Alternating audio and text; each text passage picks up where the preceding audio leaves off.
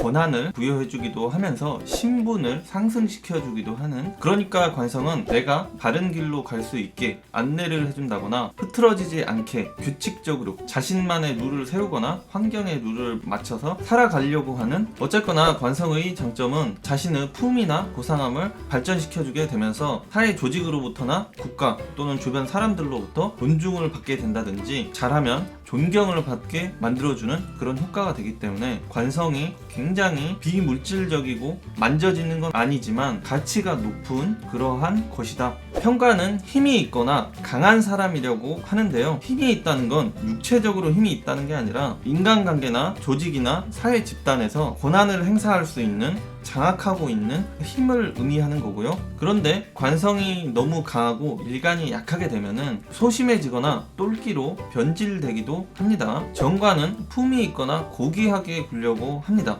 그리고 일간이 약하면 이번 강의에서는 편관, 정관이 사주에 있을 때 성격 심리적으로 어떻게 나타나는지를 알아보도록 하겠습니다. 편관, 정관은 일간 나를 뜻하는 오행을 극하는 오행이 되고요. 그러니까 나를 극한다는 것은 무언가가 나를 때린다는 의미보다는 간섭한다, 관여한다, 참여한다, 이래라 저래라 혹은 채찍질, 자극이나 컨트롤하려고 하는 것을 의미합니다. 사람이 세상을 살아갈 때 그러한 역할을 해주는 것은 국가나 사회, 가정, 여러 가지의 조직 집단에서 법과 규칙, 제도를 가지고 통제하려고 하는 그런 것을 의미합니다. 그러면서 나를 다듬어주고 책임져주면서 일을 주기도 하고 말을 잘 들으면 권한을 부여해주기도 하면서 신분을 상승시켜주기도 하는 그런 것을 의미합니다. 그러니까 관성은 내가 바른 길로 갈 수 있게 안내를 해준다거나 흐트러지지 않게 규칙적으로 자신만의 룰을 세우거나 환경의 룰을 맞춰서 살아가려고 하는 성격 심리를 높여준다고 보시면 되겠습니다. 그래서 관성이 있으신 분들이 규칙이나 패턴, 루틴을 만들어서 살아가는 심리를 높여준다, 이렇게 보시면 되겠고요. 편관과 정관은 똑같은 일간, 나를 극하는 오행이 되기 때문에 두 개를 합쳐서 관성이라고 부르고, 자세히 풀이를 할 때는 편관 특징과 정관 특징을 분리해서 보기도 합니다.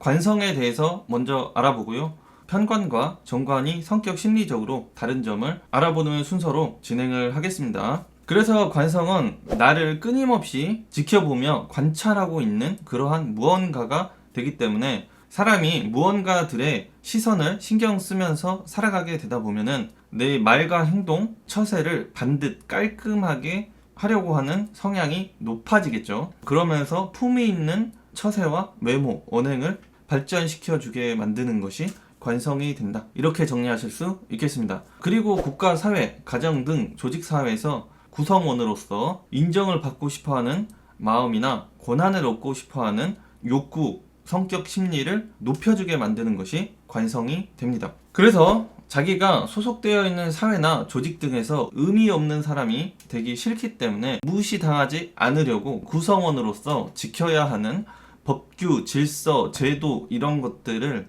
잘 이행하려고 하는 그런 성격 심리를 높여주게 되고요. 그렇다고 관성이 있으면 다 바른 사람이고 사회적 제도나 법규를 충실히 이행하고 하는 것인지는 다른 조건에 의해서 달라지기도 하기 때문에 보이는 것, 겉모습만 보고 다 믿어서는 안 된다. 왜 그러냐면은 그런 척을 많이 또 한다, 이렇게 보시면 되겠습니다.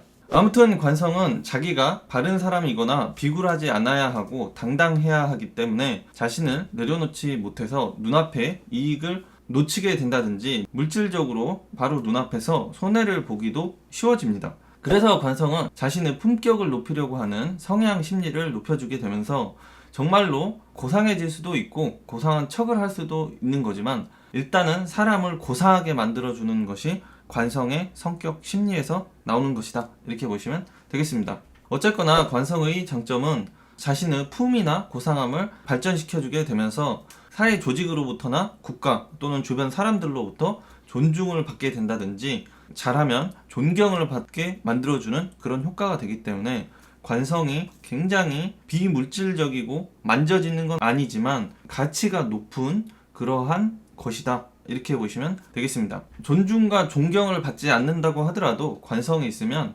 인기나 인지도가 상승하게 만들어주는 그런 효과도 있고요. 왜냐하면 관성이 있으면 자신의 이미지 관리나 자신이 소속되어 있는 자신의 것, 이러한 것들을 브랜딩을 잘 하거든요. 그러니까 좋은 사람, 좋은 제품, 좋은 회사, 브랜드 메이커를 잘하게 된다, 이렇게 보시면 되겠습니다. 관성이 있으면 자신이 소속되어 있는 국가, 사회, 조직에 소속감이 발생하면서 조직이 만들어 놓은 법, 제도, 룰, 시스템을 잘 지키고 유지하고 따르려고 하는 심리가 잘 발생을 하게 되고요. 그렇다 보니 계급, 조직 사이로부터 미움을 덜 받게 만들어주는 그런 좋은 효과를 만들어주고요.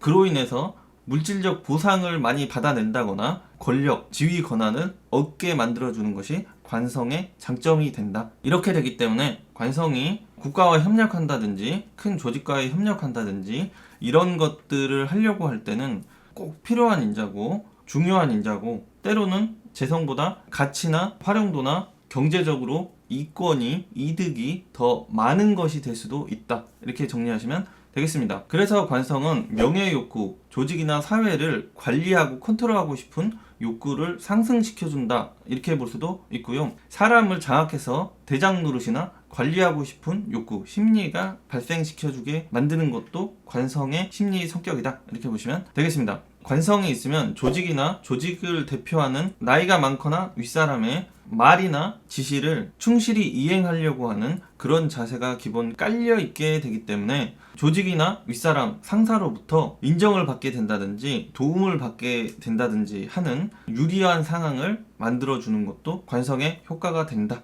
이렇게 볼 수가 있고요. 끊임없이 국가, 사회, 조직의 법률, 규칙, 룰, 제도, 타인의 시선을 생각하면서 내 생각을 자유롭게 풀어놓지를 못하고, 또 옆에 사람 생각이나 처신도 자유로운 꼴을 잘 보지를 못하는 마음이 발생하게 만들어주는 것도 관성의 성격이 되겠습니다. 그렇기 때문에 관성이 있거나 많이 있으신 분은 양반, 선비 같은 그런 느낌, 고지식함, 답답함, 딱딱한 이런 성향, 성격을 만들어주게 되는 것이고요. 그렇다 보니까 사람이 고지식해 보일 수도 있고 꼰대적인 사고방식으로 사회생활이나 인간관계를 해나갈 수 있어서 동료, 특히 아랫사람과 마찰이 발생한다던가 어렵게 느껴지기가 쉬운 거죠. 그러니까 자기도 어렵고 아랫사람들도 나를 불편하게 하기가 쉬운 것이죠. 심할 경우에는 지나친 명예 욕구와 권위적인 성향, 이런 것들을 드러내게 되면서 자신이 남들이나 사회에서 더 높은 사람이라고 생각을 한다거나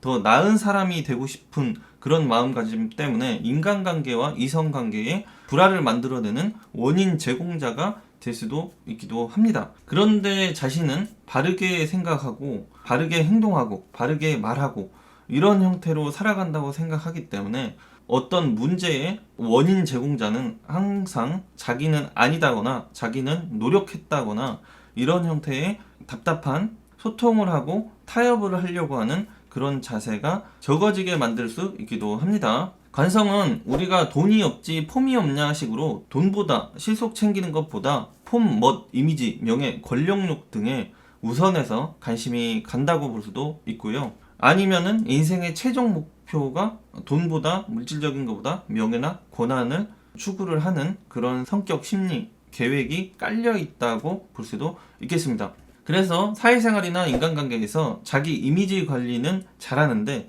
정작 가장 소중하고 보살펴야 되는 가정이나 또는 내 사람, 내 배우자를 신경 써주고 케어해주고 보살피는 능력은 떨어질 수가 있기 쉽다. 그러니까 관성이 있으시면 밖에서, 사회에서, 조직에서는 좋은 사람 이미지가 깔려있기가 쉬운데 자기랑 밀접하게 붙어서 살아가는 사람에게는 자상함과 따뜻함과 챙겨주는 에너지가 떨어지기가 쉽다라고 보시면 되겠습니다. 관성은 깃발과 같은 것이라고 보시면 돼요. 그래서 꼿꼿하게 서 있을 때, 펄렁거릴 때 웅장해 보인다거나 멋져 보일 수가 있고요. 이 깃발이 땅에 떨어져 있거나 축 처져 있으면 볼품이 없게 되는 것과 똑같아요.